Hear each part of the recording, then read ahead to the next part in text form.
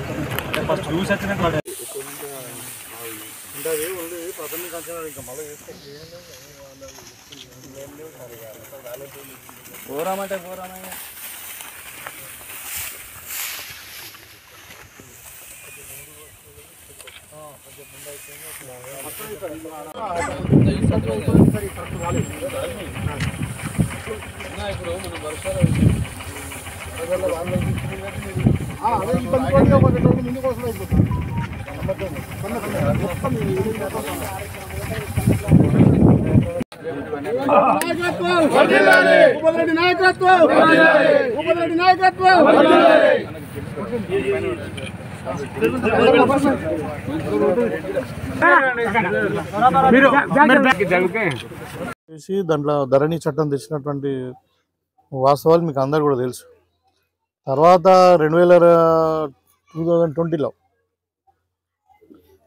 ఏం చేశారంటే మొత్తం విఆర్ఓ వ్యవస్థనే రద్దు చేసి వాళ్ళను వేరే దగ్గర అక్కడ వేరే డిపార్ట్మెంట్లలో అకామిడేట్ చేసిండు. తర్వాత 2022లో విఆర్ఏలను కూడా తీసేసారు.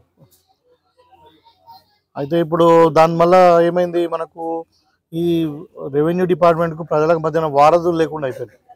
కమ్యూనికేషన్ చాలా ప్రాబ్లం అయిపోయి రైతులు ప్రాబ్లం ఫేస్ చేసి, మీకు ధరణి అయితే మీకు తెలుసు, ఇక ధరణిలో ఉన్న సమస్యలు అయితే అది ప్రతి కుటుంబం ఎఫెక్ట్ అయిందండి. అందుకనే కాంగ్రెస్ పార్టీ ఏం చేసింది, ఇప్పుడు ధరణిని రద్దు చేస్తూ కొత్తగా భూభారతి చట్టాన్ని మేము తీసుకొచ్చినాం. అది యాక్ట్ కూడా అయిపోయింది, గవర్నర్ గారి సంతకం అయిపోయింది, గెజెట్ అయిపోయింది.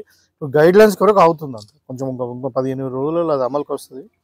దాని ఒక భూభారతి యొక్క ముఖ్య ఉద్దేశం ఏంటంటే ధరణిలో ఉన్నటువంటి లోపాలన్నింటినీ కూడా సరిదిద్ది ఇప్పుడు గ్రామ కమటం భూముల కానుండి, గ్రామంలో శివారులో ఉన్న ప్రభుత్వ భూమి కానుండి నీకు పార్ట్ బి, ధరణిలో పార్ట్ బిలో ఉండే ఏది డిస్ప్యూటెడ్ ల్యాండ్స్ అంటారు. Part B is disputed land.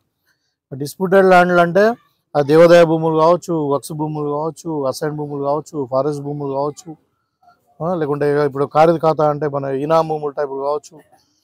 ఏ సమస్య ఉన్నా కానీ దాన్ని పరిష్కారం కనుక్కోవడానికి మేము భూభారతి చట్టం తెచ్చినాం. దాంట్లో కరెక్షన్ ఛాన్స్ ఉంటాయి.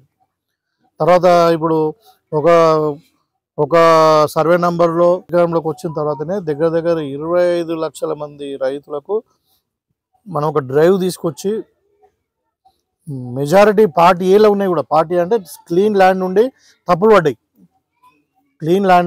పడ్డాయి, అలా అంటే ఒకళ్ళ ల్యాండ్ తక్కువ పడడం, ఒకళ్ళ ల్యాండ్ ఎక్కువ పడడము, లేకుంటే అన్నదమ్ముల మధ్యన పంచాయతీ ట్రాన్స్ఫర్ మ్యూటేషన్స్ ఇవన్నిట్లో ఉన్నాయని కూడా మేము ఒక డ్రైవ్ తీసుకొని మనము ఫస్ట్ 6 months ఇవన్నీ క్లియర్ చేసాం.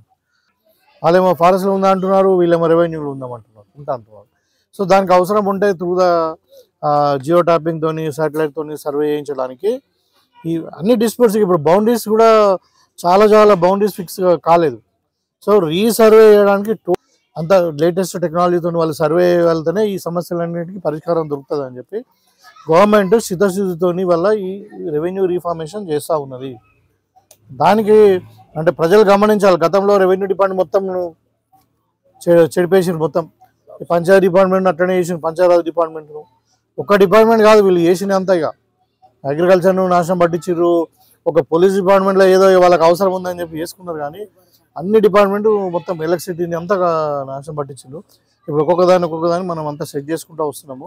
సో ఈ రెవెన్యూ డిపార్ట్మెంట్ రిఫార్మేషన్లో 11,000 మందిని జీపీఓస్ రాబోతున్నారు. దాని ద్వారా ఇప్పుడు రాబోయే కాలంలో రెవెన్యూకి